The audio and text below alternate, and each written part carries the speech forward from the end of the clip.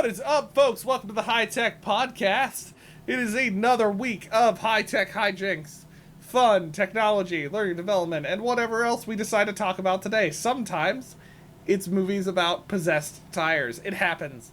I am Josh. I'm one of the hosts of the High Tech Podcast, joined by the other host of the High Tech Podcast, the great, the awesome Will Illingworth, because we talked at some point in an episode about how it's weird to call you Will Illingworth, so I'm gonna do it that way. Yeah, what's up? Make sure you go back and listen to all of the episodes to hear that joke whenever it happened. I don't know when that joke happened. Honestly, I just remember us kind of briefly talking about it. I don't remember it being a detailed enough topic, you know? It is Another Day in Paradise, and that is much more recent, so folks will pick up on that if they've been listening recently at all. It's a good day, dude. It's Tuesday. We've got a little bit of a short, weird week this week for us, so that's always nice.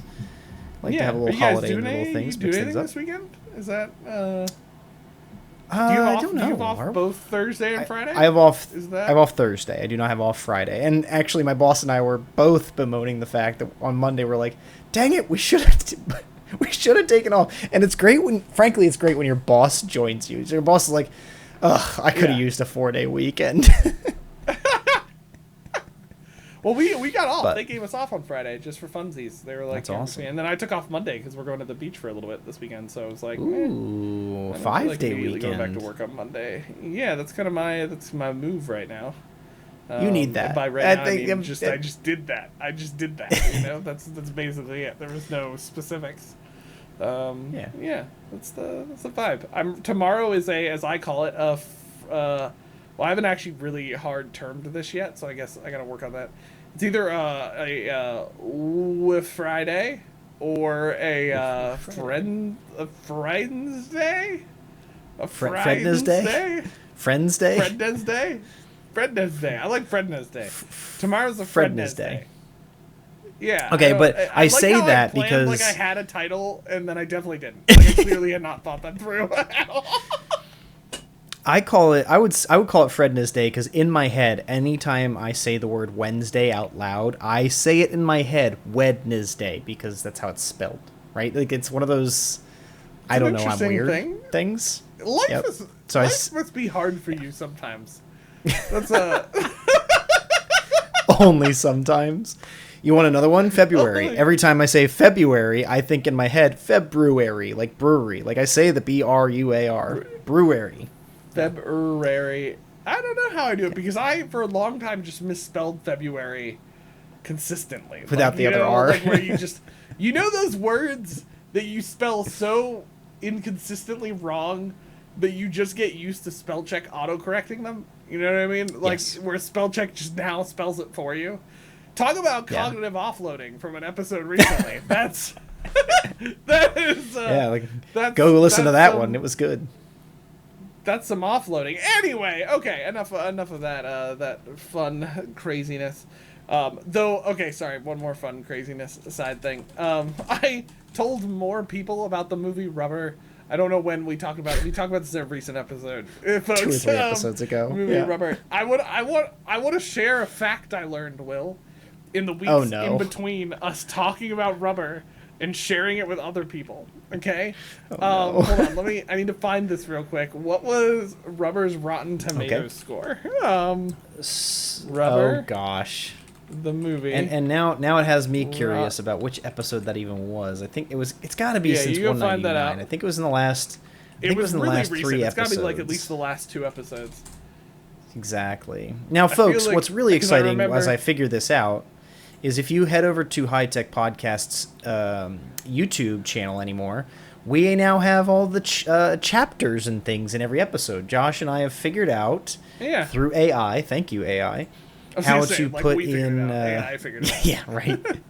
The chapter description, so I can literally just go through each of the episodes and see which one refers to Rubber, because I know we talked about it and that it caught it in the chapter description. So I'm already back to 199. It's not that one. I was kind of offended because it said classic Josh moment. Like, yeah. There we go. The script. It's episode 198, about 3 minutes into the episode. Okay, it's literally titled in the chapter, Movie recommendation: Rubber, the homicidal tire. That is the chapter you have to go listen to in the YouTube episode. Okay, so I don't know. Well, it's been a couple episodes, right? So if you've not listened to 198, go listen to it. We talk about Rubber for quite a while, unnaturally, kind of like we're doing right now. But I needed to share a fact I've learned in between that episode and this episode. So I was telling somebody about how we were talking about this, Will, and we looked it up on Rotten Tomatoes, and to our surprise, Rotten Tomatoes gives Rubber, a movie about a possessed tire that psychically kills people. Can I guess? 67%. Sorry. 67. That's all right. No, that's all right. It's just lag. 60. Now, it's only got 88 reviews. So that might be why. But okay. It's popcorn meter gives it a 46%. Now, here's the thing. Here's the funny fact that we put 2 and 2 together and learned, okay? So Rubber has a 67%. We then also briefly talked afterwards about the Rotten Tomato score for Snow White, which was $1 billion movie that did not do well from Disney. Do you know what the Rotten Tomato score for that was, Will? Do you know? I'm gonna guess like 5. Like 5. Okay, well that's a little low. It's a 39%. Okay? Ooh. I wanna highlight this. $1 billion Disney movie, 39%. Rotten Tomato or Rubber, which I'm pretty confident did not have a huge budget. 67%. I just thought that was a fun fact. That I love it. I bet you that than Snow White. I bet you the tire itself, they didn't even like buy a tire. I bet you they went and found like a tire on the side of the road. Like the main protagonist of the movie was free. Like they didn't even have to pay it or pay for it. I bet you saw the opening of the movie. The tire just kind of steps up. Like they could have been more than like fishing line. Anyway, this is a weird thing for us to keep bringing up on the High Tech Podcast. I think this is an odd thing we've decided to be obsessed with. Anyway. If you want to keep hearing more fun about tires or also other real topics, which we'll get to in a second, I promise, make sure to follow us on the socials or subscribe at High Tech Podcast or at High Tech Pod.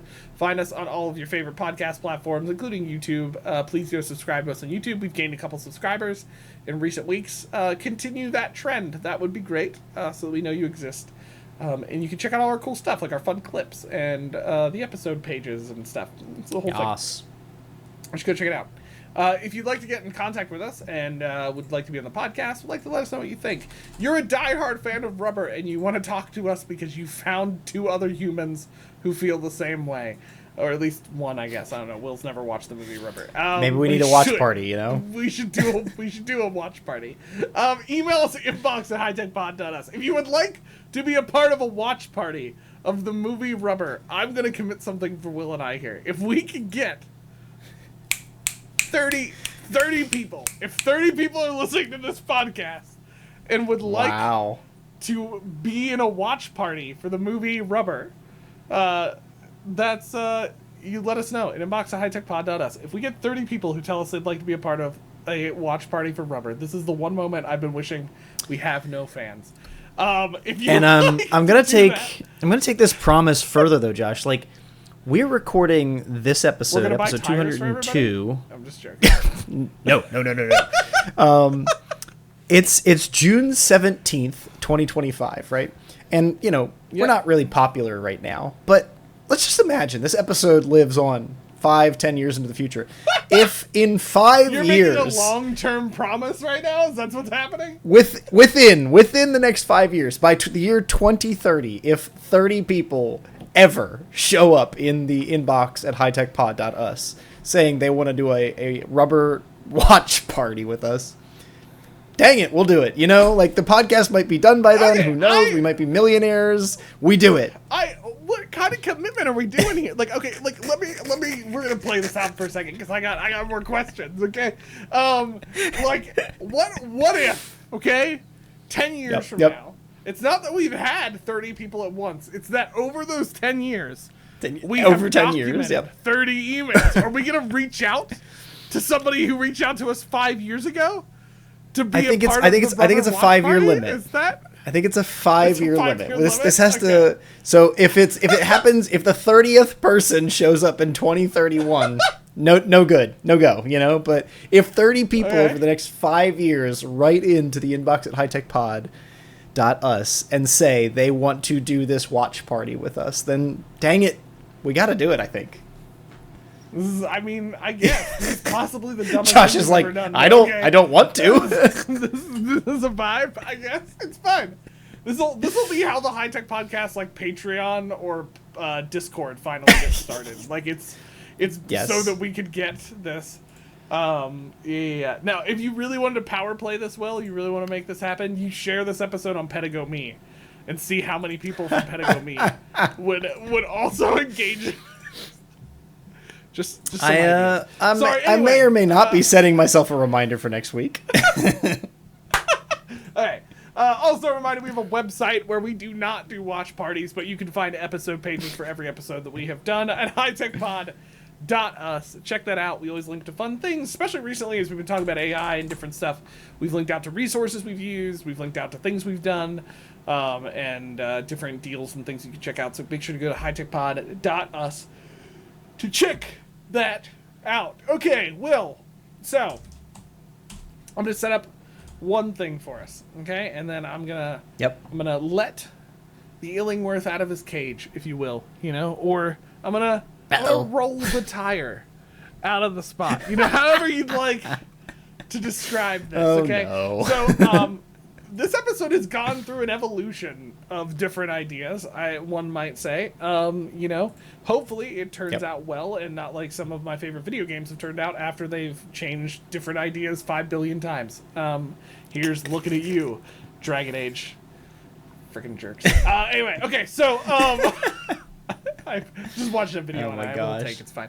Okay, so editing video used to be kind of to do good video. There's a lot of different variants of video, right? We've all had that video where that's their instructor or that person and their face is too close to the camera, or my classic favorite, the how-to video on how to click through something, but somebody recorded their mic on their laptop, and so all you hear is the fan from Hades unleashing a fury in the background. Like, we've all been there, okay? So, creating videos and editing them has been kind of difficult. I think Will and I have engaged in this in different ways in learning and development and technology, where you've either got like a one-person shop who can do a lot of things just because of their experience, but most of the time you have especially like learning professionals and people working in kind of the learning development or IT tech space that we work in, that they have to pull off videos that normally people have larger teams for, like videographers, editors, writers, designers, developers, all of those different roles.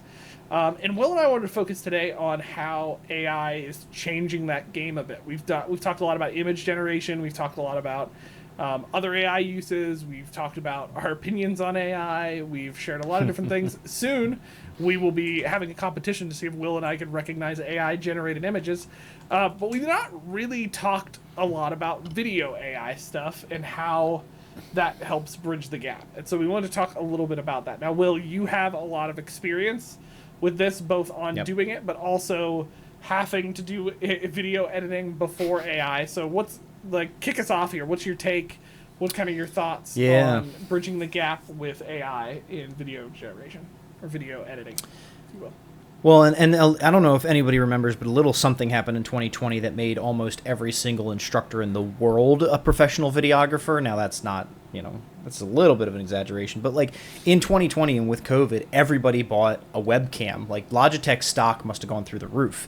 Every instructor had to figure out how to create video media of some kind, whether it was just getting on Zoom class or, like you said, making little things. And so, this has become very democratized. At one point, videography and creating video content was so hard and so expensive. And there's still reason to have expensive video done.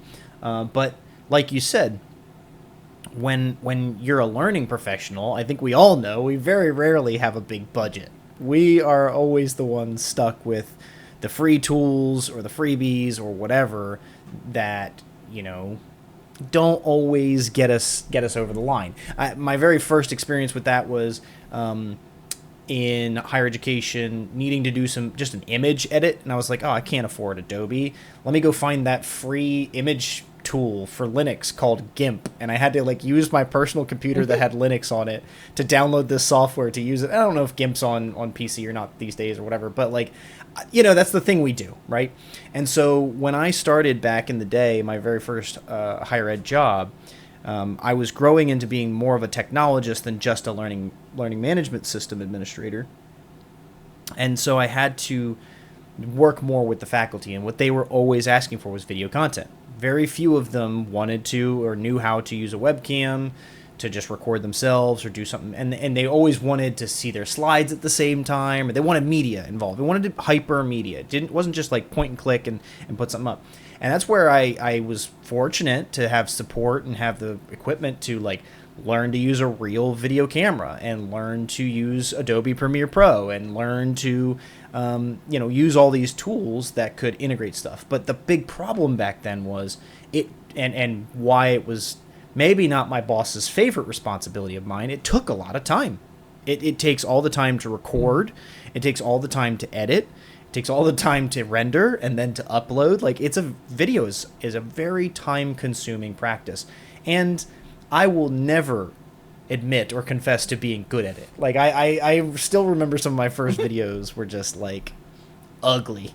When I had not learned what white balance was at one point. I was shooting in a dark room, and it just ruined a lot of footage that I took. But I had very forgiving faculty, and we just made it work.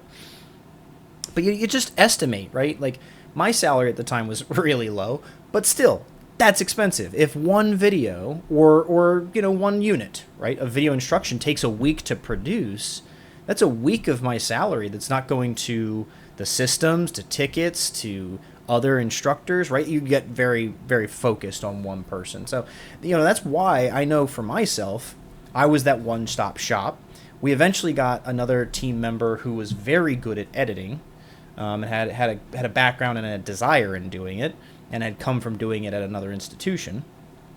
So I was doing a lot more filming and then handing editing off to there, and that started to make it better for everybody, because now I was spending 20 hours, she was spending 5 to 10 hours, and we were able to get more of our regular work done while stuff was being produced. When you have a team, it can make it more worth it. But what we don't have, every single instructional technologist, every single faculty member, is all of that time and all of the time to practice even, right? I had to get better and better with the tools. I had to get better and better with the technology, where I eventually was making stuff that the faculty liked, and it was branded and was consistent. Like every video was coming out a certain way. Like I liked where I got it to. I don't think I ever kind of got it to the best it could have been, but it took so much time. Fast forward to maybe 2023, 2024. I might be 2 years into it at this point. I started using the tool Synthesia. And this was my first experience. We talked about this in episode 152, like generally, what Synthesia is and a little bit more about it. But it was my first experience with AI video generation. And before we go down the Synthesia lane, like I think the thing that I want to consider here when we talk about all media is that AI generation for learning purposes is a high efficiency tool. It's such a great return on your investment. So when we have only a one person like Will doing the video creation or the image creation or audio creation, right? Instead of it taking me 40 hours to make a unit's worth of videos, I might be able to do it in 5 hours.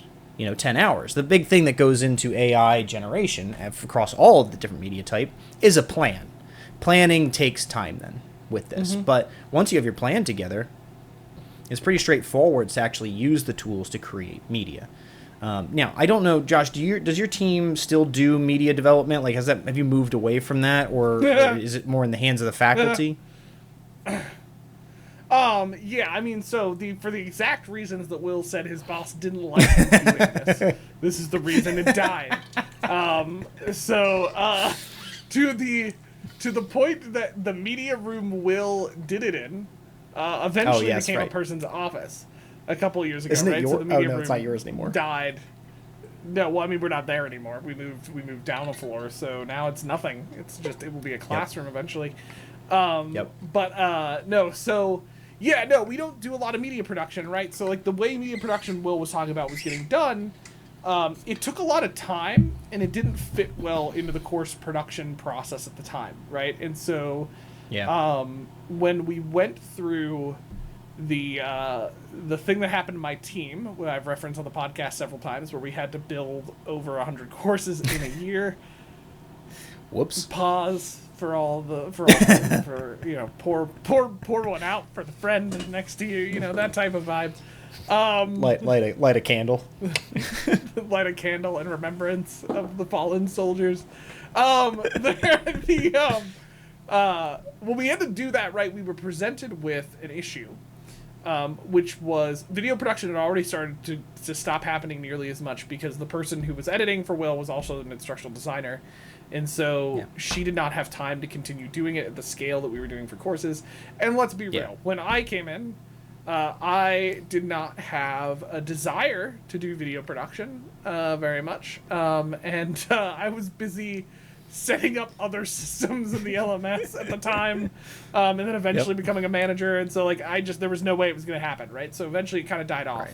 Right. And what I think happens to a lot of video production is it went down in product because we had to upscale the amount that we were producing. And one of the first things I think in learning and development, but especially in a lot of other areas to go, is video production. Like good video content ends up getting lessened down to whatever minimum you can do. So right now we're kind of in a situation where faculty use, and we also got a tool at the time. It was a screen recording tool that connected in the LMS, which was like a dream in your day when you were in our office. So that changed they changed the game a little bit. Faculty could start doing some of that recording on their own. But video production is still an issue. We have actually identified it as a very large gap in our current course production process. Do we you just don't have a lot have of time to develop good video? It's a struggle. Do you have video in your online courses, or if there's video in there, did the faculty member opt to make it themselves, or? No, so we this is getting into some logistics, but if anybody's curious, right, if you're listening to this, you're an instructional designer, technologist, whatever, nobody's gonna relate to this. Getting people to create video was a pain in the butt, and so you might remember this. There are courses that in our portfolio of courses that just have no video content, or they've got my favorite just linking out to YouTube, which as I joked the other day with Robin before she left, nothing like paying that money for college to watch YouTube. This is not a problem anymore as much, but it was an issue, right? So we released new standards when we did that huge set of course, and part of that was we now require each week. I forget what it is, but it's a minimum set of video. I think it's no more than an hour and a half worth of video per week, right? So this is an academic course, right? So it's and the videos can't be more than 15 minutes long at a time, right? So we do have requirements around our videos. So a lot of our new courses do have videos. They're required to have original generated subject matter expert created video content. The issue we run into is it's a pain point for SMEs right now, right? So a lot of the course will get designed, and then they basically are given 2.5 weeks to record the video content that they need to record. Now, for them, that's not figuring out lighting, setting up a camera. We give them recommendations. They set up a decent webcam, a decent mic. They record themselves going through the slides that they have, and some of them will put themselves on the screen because we have that ability through the recording, and then it gets uploaded directly to our LMS, and our team gets it from there. The issues we run into, though, are the videos are not. So here's another thing I want to say of why I think this is important, and then, Will, we can jump into what we have to talk about, right? Yeah. Will, I don't know if you experience this, but I love the people who are the new thing is video-based learning. And it's first of all, no, it's not. That was 5 years ago, but thank you for trying. Second of all, here's a problem. I think people assume if it's video content, it's going to be more engaging, and that's not the case. Videos can be very unengaging. And it's not just about length. I was actually talking about this with somebody the other day. I think the false belief, and maybe you don't agree with this, Will, is that, just because of the video is in shorter chunks, it'll be more manageable. Yes, there's some certain learning science behind that, right, in Chunkable. But here's the problem when everybody talks about this idea that they never really address, which is the fact that students will watch hours of YouTube videos, or they will watch hours of Netflix shows, right? video duration and watching has nothing to do, in my opinion, with length. It has to do with the engagement and subject matter of the video. Now, yes, in courses and learning, sometimes you can't control how engaging that subject matter is to the learner. So yes, shortening videos makes it easier for people to engage. Right. But our main issue we're running into right now is our videos are just honestly boring. Like, they are just people talking about slides in a video. They're not that engaging. There's not techniques that we know that can be used in video to make more engaging experiences, right? And so the time it takes to do that, we don't currently have in our course production process, and we're not allowed to expand our course production process right now, or ask SMEs to commit more time to video production. So we've kind of hit this weird wall where we're not sure what else to do. The reason I think it's important to present that problem that my team's dealing with specifically is because this is what a lot of learning development teams have been dealing with for a long time, which is, and not just that, like content creation people, all of that stuff, is how do I create these videos but do it well without wasting a ton of time and energy on video production? Like, how can we get good videos quickly so that we can get what I think is important, getting the content out to the learner, because you start to learn more about how the learner is learning the sooner you get the content out to the learner. It's okay. How can we deal with that? So your team has found some stuff, and you've had some experience with this. So like, let's jump to that. Break it down. How have you found AI to be helpful in the video production process to kind of cut this down? Yeah. Well, like before you even get to a tool that can do it all for you, right? You just think about what it takes to make good videos, right? It's the imagery. It can be sound effects. It can be what you build into it to make it interesting for the viewer. And we've used tools like just to spit them out, like the music generator tool that we used for our sound, our intro and outro sound for this. Like 1 Minute AI is a tool that's done this. 11 Labs we've used for building like voice tracks and voiceover. You've seen all of our episodes recently where we're either using Claude or GPT, et cetera, to make like images. Like all of that goes into this anymore. Because if I want to make a good video, I might need let's just say you can't afford a really expensive tool, but you can get something that's middle of the road, but you need better audio or better voices. Well, then you can use 11 Labs to create voice content you're going to use in your videos. If Josh and I wanted to make a third voice to play around with for something for this, 11 Labs is so easy to use to make that to add into our video content. These are the tools you want to start to use because they will reduce effort. Josh and I don't have to transcribe the podcasts. The AI tools do that for us. So whatever your media is, whatever you need for your things, relying on AI is just going to reduce so much of the time cost to create this stuff. Then you find what might be, I struggle to say perfect, but like what might be one of the best AI video tools. I don't know. That's not perfect, but it's great. It's not perfect, Will. It's the price. Yes. No, listen, I like it, but like there is one imperfection. It's the money cost. But like you have argued why it should be that money. So like I'm saying that a bit facetiously here, because I don't think it's entirely fair to them either. But yeah.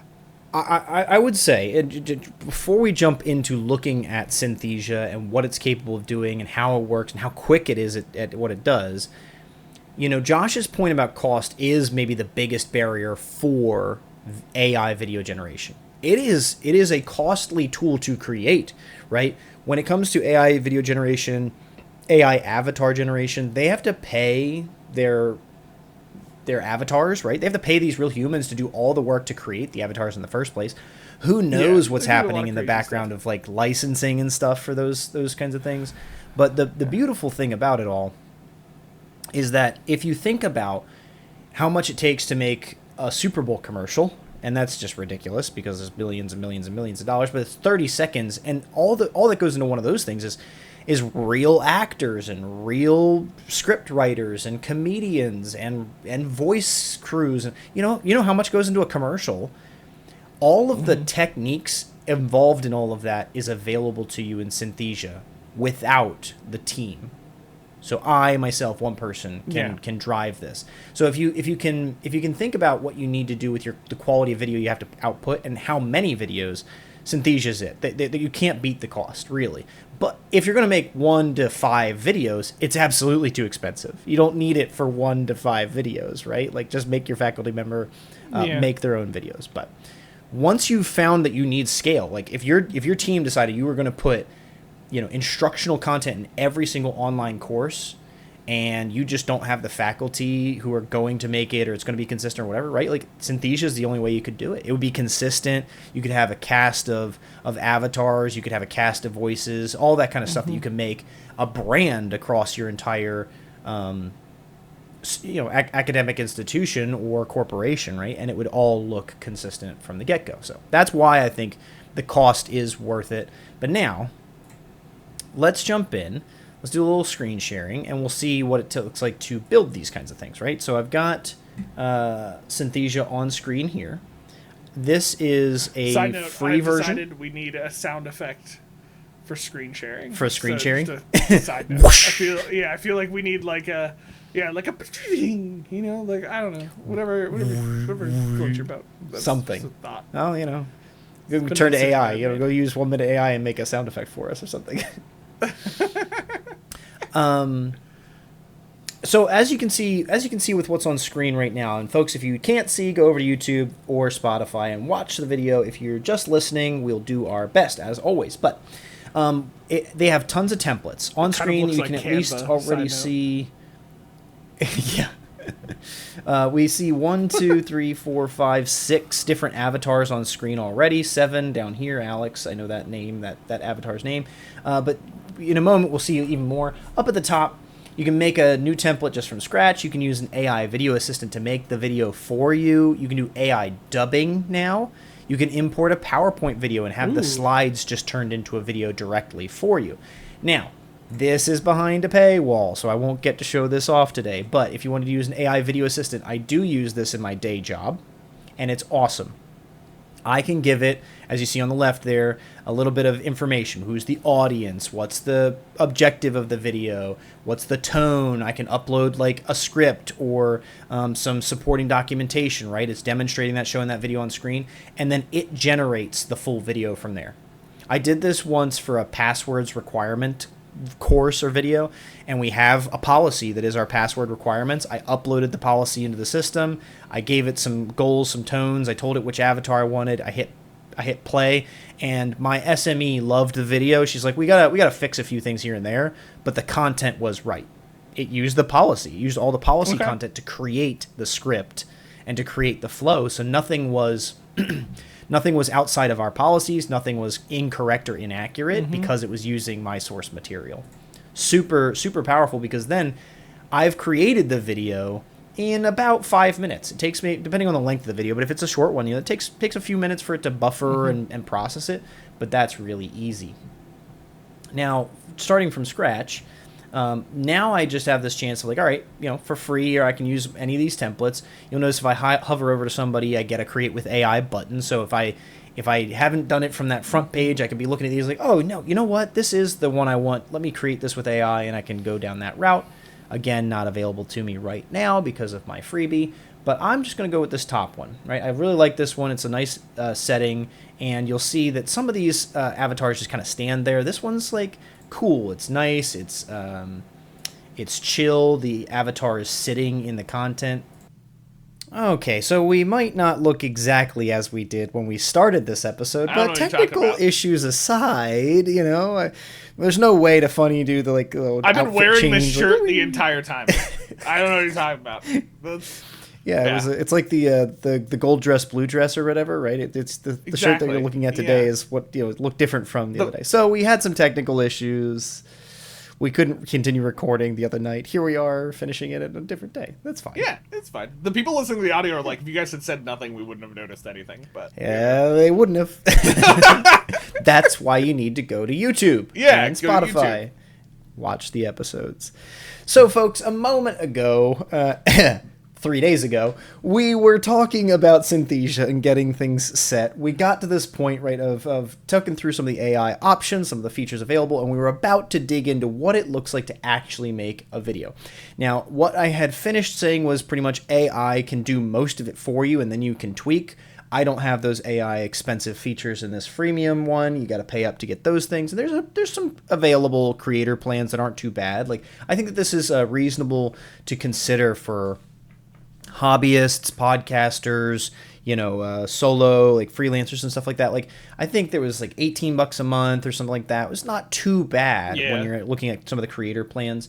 But for today, just for free sake, right, we're gonna jump in here. So I'm gonna use Alex here. I like this avatar. I like this scene. And what I like the most about how they continue to develop the product is the avatars started very unilateral, looking straight ahead. Actually, you see this avatar on screen, right? Unilateral, straight ahead, basically what's on happening. One color. I'm just trying. Exactly. And ironically, I don't know why I picked this template and it didn't give me the avatar I wanted, but I can switch the avatar here, and you can see there's just so many. They're really kicking this up. They've got different poses for these. So this is a good example here. Let's see if I can zoom this in a little bit. Kai here looks straight at you in shoulder, looks at an angle, looks at you from a distance at angle. Like they're doing this now, right? They're adding in angles and everything. But I really liked the one I clicked on here to get us started was Alex. Here we go. Alex in this kind of scene, right? Okay. So all of these are on a white background. So they actually have avatars in scenes in this thing. Because I have not actually practically used this yet. I basically just live off of what Will tells me. And then apparently that's an upgrade. That's why I can't use that, that's Alex. Why I can't use okay, that, I get Alex, it. Yeah. So you gotta pay up for the good stuff. But right, like this is okay. This is fine. Put them on a background. Blue green screen it out. You can put them anywhere you want. But then they have these paid extras or these upgrades here where you can see this person's actually sitting in a specific environment. I can't remember his name. Maybe it's Ken or something. There's another one that I really like where he's kind of sitting in a lounge. And I have Alex in the search, so that's why it's not going to work here. Let's see. Oh my gosh, there's just so many. There we go. Oh, Ada is walking down the street, is doing some yoga. Amanda's in an office. Amanda's at a bar. It's hard to tell what Amanda's doing. It's a well lit. There's like an office. Hey, Joshua. Donna's got a painting behind her. Joshua here behind him. That's nice. It's just like my Joshua. Bookcase behind him. Yeah, there's a little less hair there. Exactly the same person. This one's cool, right? So I don't think it's going to even let me see a preview or anything, frankly. Is it two people talking? This is two avatars talking, and it's over the shoulder. Right, so here you're looking over Nellie's shoulder at, I don't know if that's Justin, Julian, whatever, but then this one is looking over Jay's shoulder at Nellie. Like, you can create so many. Here we go, it's Ryan. This is the Ryan one, so he's like sitting in a lounge. Josh, you've been to 401 Prime. It's like he's almost like hanging out in the 401 Prime lounge. Yeah, he's hanging out at a nice restaurant. I'm mind blown right now. So go up real quick. So I know this is underpaid stuff, and this is again what Will and I are talking about here. I want to make it clear why the proposition of the paid amount that I think Synthesia does makes sense. Okay, so let's say for a second you wanted a video of two people talking. You want to be able to switch angles on them on what they're talking. If you were going to do this in normal video production, I would have to have two separate cameras filming these people, or I'd have to like switch angles, or you film them at different times. I mean, yes, I know there's a lot of different ways to do this, but when we're talking like what Will and I do, most likely you're going to need two cameras, two different angles. You have to have them talk. You're going to have, there's probably going to be, several takes of this. This is going to take a long time to do, right? Yep. In reality. Right here, if we had the full paid version of Synthesia right now, which Will has through his regular work, and has used, like, Will, I'm assuming I just click on these, bring them up, I put in the script of what I want them to say, and boom, we got that conversation there. Absolutely. That is massive. Like, that's a massive time saver. It's also, because I think one of the arguments it's tough for, like, a person in my situation, right, is where we don't already have that type of video in courses. It's tough for me to argue if we pay this much, we'll save money. Because the reality is we're not actually saving money. Because these videos it's a new cost. It's a new cost. Here's the thing, though. The other side of the argument, though, is this allows us as a... well, my team is fairly large in comparison to other organizations, but our institution is smaller in comparison to other organizations and has less funding for this type of stuff. I can very easily make that argument of going, we could get the level of video quality massive video production teams get for just that price of this software. And we'd be able to do it much quicker. Like, that's amazing. Yeah, I mean, I'm taking a screenshot of just that little bit there because I think it's significant to like see those options. But honestly, send this podcast episode to your team. Anybody you need to convince. I feel like we're gonna be able to demonstrate the win. And beyond these scenes, which are awesome. You know, it's great that you can work with this, and even this Amanda one here is actually in what do you call that? 9:16, right? So it's actually cut so that it would work for. Instagram Reels, YouTube, whatever, Shorts. You can make any of these fit into that, but they're thinking, right? Synthesia is thinking of what you want to output, and they're building content to meet that. I love here, right? We have full representations of diversity, not only just gender, not just races, but if there's an ideology or religious belief, they're trying to represent humanity and Santa. Can we use Santa? He's not paid, it looks like. All right, we got Santa. We're cooking with gas here. Actually, probably switch out. Let's keep Santa on a slide. But maybe do one where we don't have Santa, because I am curious, so I see that you can add spaces and stuff to people like Alex, so I want to I'm curious how all of those components work, and clearly Santa removes that because he's already in a space. He's in Christmas. Let's add just a blank scene. I'll throw Santa on that so we can come back around to what that's here. The full Santa experience. Sorry, boom. I love. Side note, really cool features. If you didn't catch it, at the bottom when Will changed Alex to Santa, it did ask him would he like to change all of Alex to Santa. So now practicality. Why this time is such a huge time saver, right? Let's say I do an entire video, but I'm like, you know what? Somebody says we can't use that avatar for whatever reason, right? Let's say I do this entire video. I'm assuming, I can just go, okay, what about this avatar? And change it to that one, and it would change it across the entire video.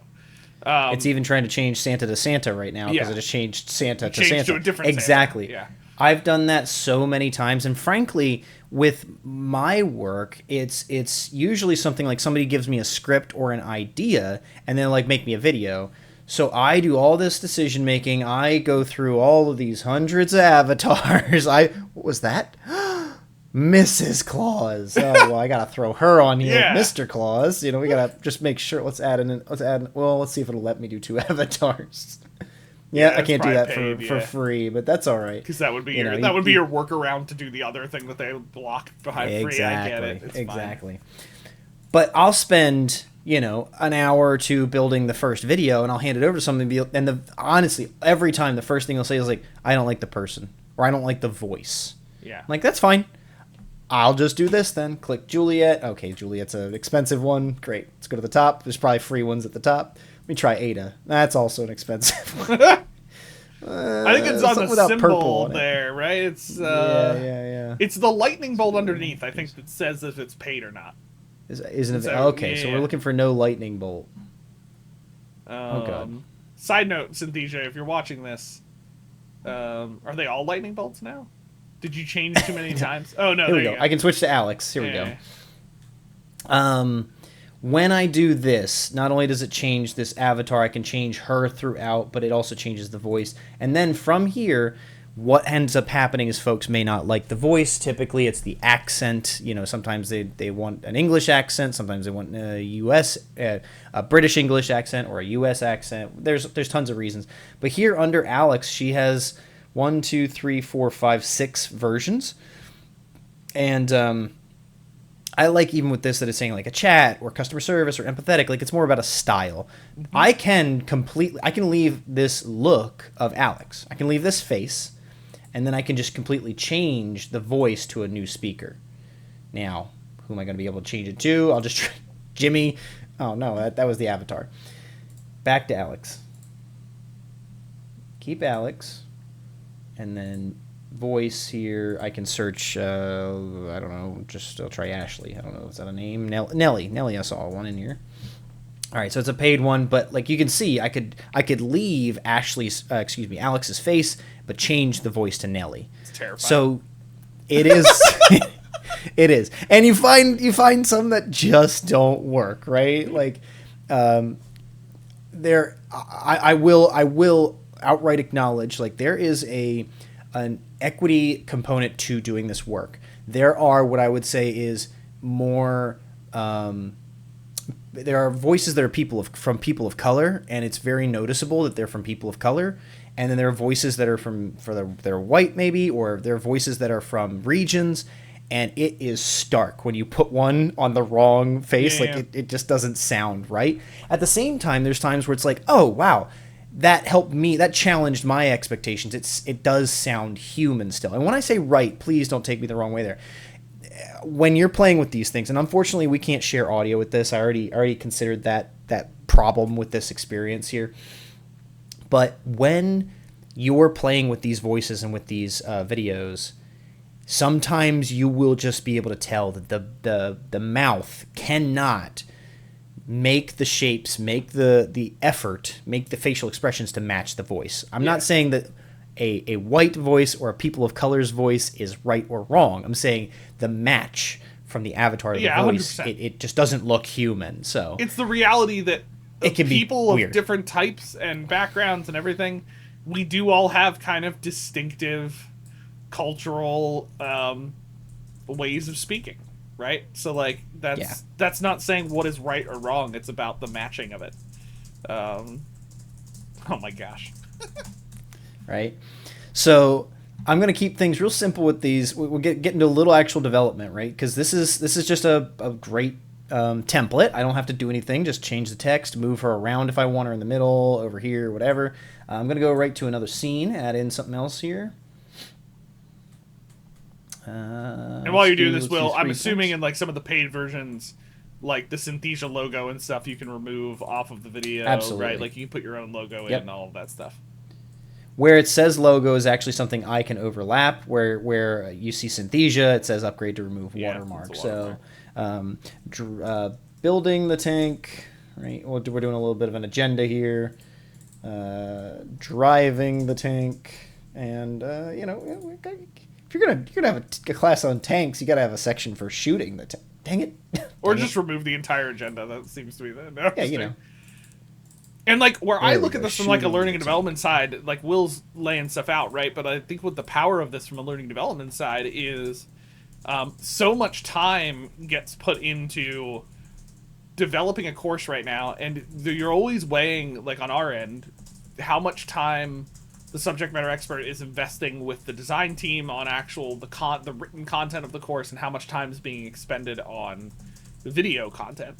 Right here, it's like this can be used to take scripts that already exist, or like my team's looking at right now, content that already exists in the course in some form or fashion, taking parts of that and trying to get multimodal a little bit by changing up the type of presentation from just written or just this to maybe we take a section or a paragraph or a couple paragraphs and we turn that part into a video, and we could use Synthesia to do that very easily without hurting the content itself or having to go through an entire video production just to create a 5-minute video to try to change things up.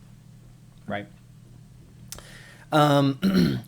So a couple of quick bits about like what we can do here. Like I throw in an intro slide. I just want to throw the avatar on. I make a little welcome to this. Easy. But now, okay, I use this template page. Well, this has nothing to do with tanks, right? So I grab this picture.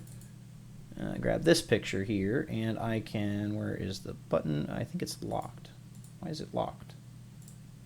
Come here. I'll delete the picture. Let's do that. So then I've got media options up here, top center. I can, who knows what is paid and what's free in here, but I can go to images for pixels and put in the word tanks. That's terrifying. We're going to do it. Make it nice and big. Oh gosh, this is terrifying. And then I can, of course, just like any kind of tool, I can send this back, send it to the back. There we go. And it can sit behind that environment I already had. All kinds of features here to let you just play around. And well, I'm assuming you can upload your own images and media, absolutely. Right? Yeah, okay. Absolutely, yeah. Upload media here. You can create a full library of your own content. Okay. So, and you can organize that. If you're working in a team, right? So I work I use this in my day job, and the team that I work with on it built the brand guide in. So every single, even if I use this template, this is a really cool feature with the brand guide. When I use this template, it applies our colors to this template. So it auto changes to brand guide when you use the template. That's pretty sick. This background bluish whatever color would be like our blue, not their similar blue. To kind of when you set a brand guide in Canva, you can auto change it to the brand guide. When you can always switch it. Yeah, but it works that way. So some quick modifications here, right? We've got everything from font size. I want agenda to be a bit bigger here. Cool. You've got animations to enter and exit. That's going to be something I'll leave alone. What I do want to say is, okay, so number one here, this is a block, and it has grouped these two things together. So in this timeline, we have little icons that show when things move in with animation. So today we're going to walk through 3 primary components of tanks. First, so I really want first to come in at first. We're going to talk about building the tank. Then, so I'll click on the second object. I'm going to drag this down to then we'll actually drive the tank. And finally, I've got this third object. We will shoot the tank. You'll be amazed, right? So that just set the animations. Again, you're not going to be able to hear things today, folks. Sorry about that. But when I hit play, you'll now see this happen live, right? So everything comes in first, boom, that comes in on time. So then driving comes in on time. Finally, shooting the tank comes in. Okay. Now, what we can do is put this video out for folks to listen to on the episode page or something like that. You'll be able to hear this. I'm just not going to be able to share sound while we're doing it live. Further motivation to go check out the episode page at hightechpod.us. We will make sure to actually put the finished video there so you can kind of see what we did. Bingo bango. And so that was that easy, right? Like that's what I love about even the animations and dragging stuff around. Like I just click on whatever the object is, move it in the timeline. It came in a move in from left, so that's these animation sections here. I like this. I can change where the trigger is right from here, or I can do it in the text. I like the text because I know exactly which word I'm trying to put it on. Let me go back to that. Sorry. The options then are to instantly fade in or instantly show up, fade in, slide in, move in, zoom in, scale in. Those are the animations currently available. And then you can adjust the direction, the velocity, the duration, right? So much control, frankly, on what you can do with what animates, when it animates, how it moves. You can upload GIFs, you can upload pictures, you can upload other videos. This whole media section is great, right? When I'm working, the Notion icon. Sorry, I don't know where that came from. It's already in our library. Your library. It just I don't know how. Man. It just knows. It's a side note. This is totally off the Synthesia demo, but I have to share it here. Will, you know how I've been trying to get Eric at work to use Notion for his day-to-day. He was using GPT Teams to recommend organized performance goal stuff. And it said you could track all of this in Notion if you would like. He literally said nothing about Notion. It just ended up in the recommendation. I don't know. It was hilarious. Amazing. Anyway, sorry. Continue. Amazing. Yeah, no worries. I love that. That's great. We love Notion. And in fact, if you love Notion and want to consider what it can do for you, head over to hightechpod.us, check out our affiliate link, and sign up today because Notion runs the entire podcast. It's run all the work Josh and I've been doing for many years now. And it can run your life. Yeah. So question here. Let's say I wanted to put in, I'm assuming we can do this, so I'm just going to ask it. Let's say on this slide, though probably I wouldn't in reality, but let's say I wanted to I'm making this on the side, I do want my presenter's face in a corner, in a circle. How easy would that be to throw in? Here's Alex. We see appearance here. I hit circle, boom. Okay, it auto backgrounds it. Small, nice. And huzzah, right? It's that easy. Okay. I can go full screen on her. I can go circle. I can go box. Now I don't know why she ended up behind something. Yeah. But it's that easy. And what I do like, what I will acknowledge. So let's actually look at Santa for a second. Santa's hands are in view right down here at the bottom. And if you consider some of these other scenes that we were enjoying before, I will bring up Ryan as an example. Notice how Ryan's hands are also in view. I don't think it's doing hands so great yet still. So the hands themselves, we don't get weird things with AI like 6 fingers or 10 fingers, but they will just randomly gesticulate. They'll just be like, well, hello, welcome to the show. I really enjoy that you're here. I really want to make sure that you do something, and it's so cool that we're here today. And then the hands, it's like, hands are still not great. So sometimes I will even take Santa here and just kind of like, yep, let's just put those hands out of sight. Because in this scene, I used this for like a Christmas joke this past year, a holiday joke this past year.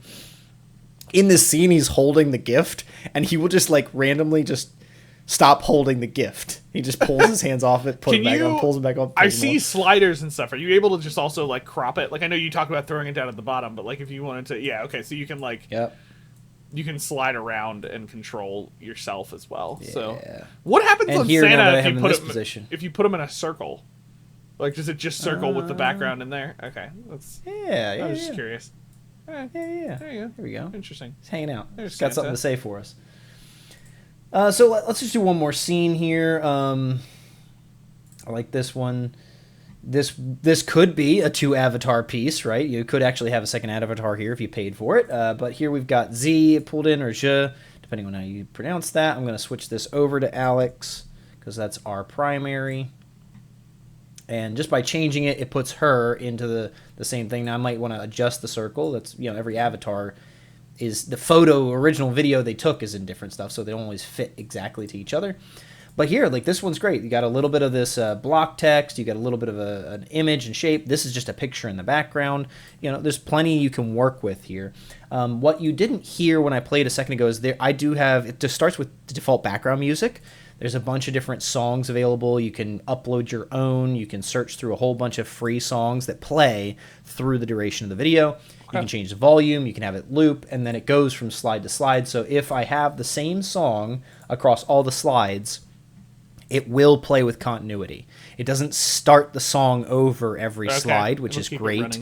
That would drive me nuts. It starts at 0 seconds, and as long as it's the same song, slide to slide to slide, it'll just keep playing the song until it gets to the end, and that's where you want to decide if you're going to loop the song, change to a new song with a different slide or something like that. But look, like, even for free, folks, look how much is available to me. An avatar, a voice, background music, all these media, like shapes. I can put all these shapes in here, any sort of the text options. I can put in captions, on-screen captions, right? You can actually record stuff straight in. So there's an extension you have to do, but you can record screen recording straight into Synthesia. So, like, that's great. Every so often. That's great for those listening, like, demos. If you're designing content on like teaching software, or like in my case where I have a lot of videos that teach faculty on how to use our LMS.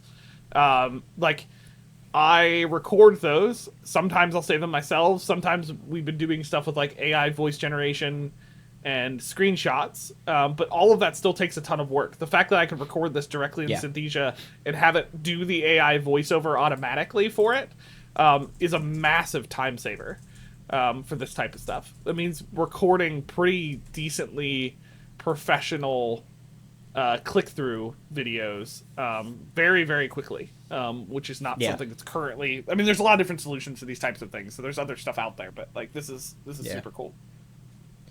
Here we've got a scene transition, so like each slide is a scene. You can have no transition, or you can determine how things flow. I'm going to keep push left, and I'm going to put push left on all of these. Where is push left? And we'll do push left. So the theme or the content with Alex here just keeps rolling.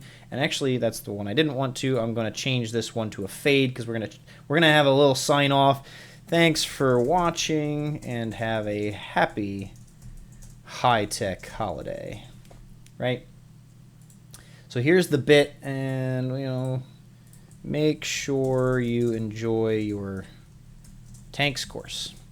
So there's so much you can do in here. I can't even touch it all.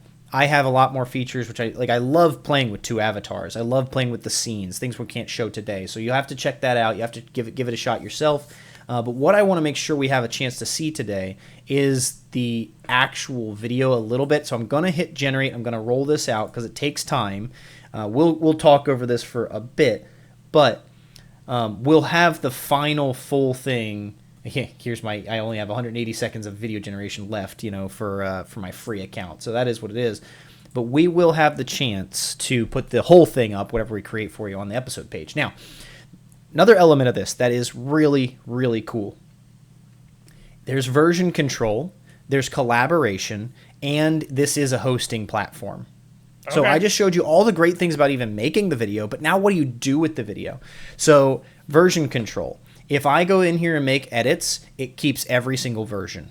And I can revert, I can copy one out if I need to. Like, it's really great that you're pretty much never losing content.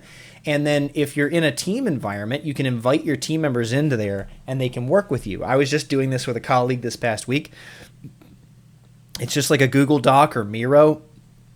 I can literally see my other user's cursor on screen and what they're clicking on, which scene they're on, what they're doing. Like, it's really cool. We can both work on the video at the same time. Okay. You got to be careful, as always. You could delete something over top of each other. One person may want to publish while the other person's editing. Like, there's still things you got to watch for. And I honestly didn't go that far with it when we were working on it. We were just kind of collaborating on a few points. But consider that power. If you've got a team that needs to work on something, maybe you have script writers or you have a QA team, right? So you have somebody who makes the video and you have somebody who does the edit. There's reasons you could be in there at the same time. And you can do that kind of stuff. Finally, when it comes to publishing, I can hit publish, and it's going to create a unique link for this. The published version will only be available once this is finished processing, so that is what it is. But now this link is either just a direct link or an embed code, and then Synthesia is going to track how many watches, how many views, and give you feedback on that kind of stuff, which is great. So you can see you can allow video duplication, like you can allow other people to remix this video. You can allow this to be search engine indexed. So because this is driving from a script and it creates closed captions. Yep. Yeah. It allows captions and stuff like that. The entire video is searchable. So if you're creating video for front-facing reasons, everything is SEO optimized. I love this tool. I love what they've done to make these videos available. And then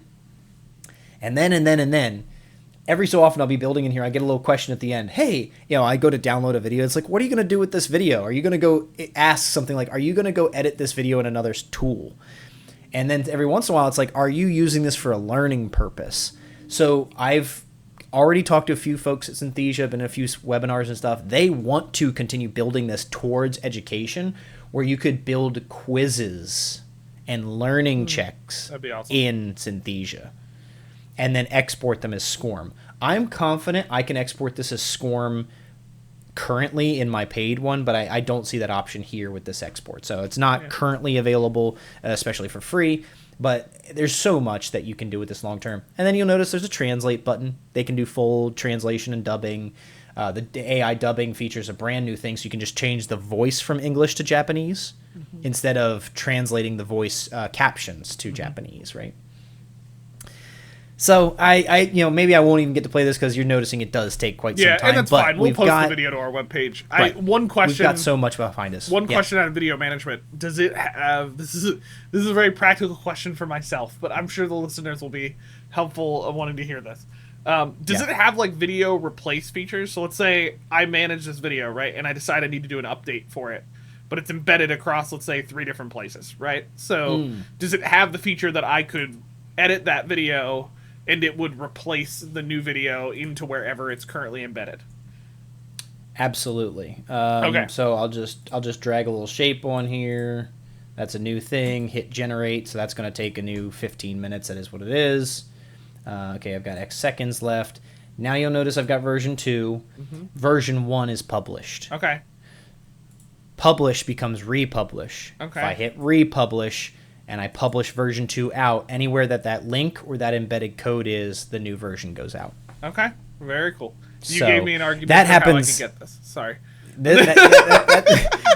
I can't tell you how many times I've had to fix pronunciation issues. Oh, yeah. You have this all the time with video. Like, it's the most annoying thing about video content, right? So, like, Yeah. a perfect example would be we separately pay for Vimeo as a team for this exact reason, because we will use... This happens less in our courses because we're an academic institution, so, right, there's not a lot of videos being reused between courses.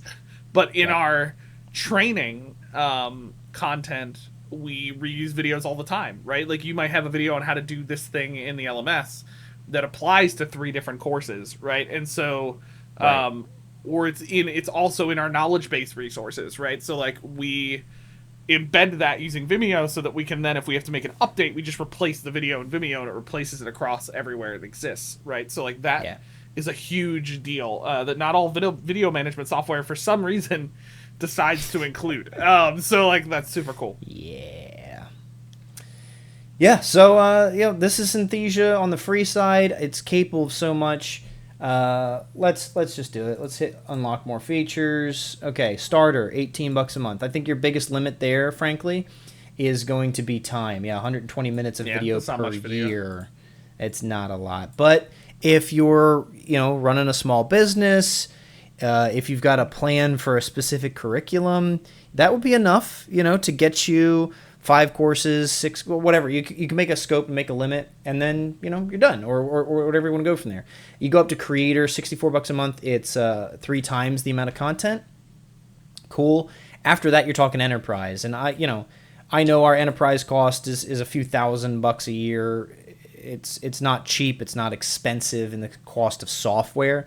But you get what unlimited I do like in video these, minutes. I mean, like that's a big deal for all the stuff you just showed. I know you're about to say something else, but just to again articulate to people listening, like the amount of stuff in the software is kind of nuts for video production. Yeah. So like a couple thousand for unlimited video, and like live team collaboration, brand kits, AI dubbing, all of that stuff. To do that anywhere else right now, you would have to go get several different AI solutions, which is going to probably end up costing you that much money anyway. There is no free AI solution out there that will do all of this. It's just not a reality.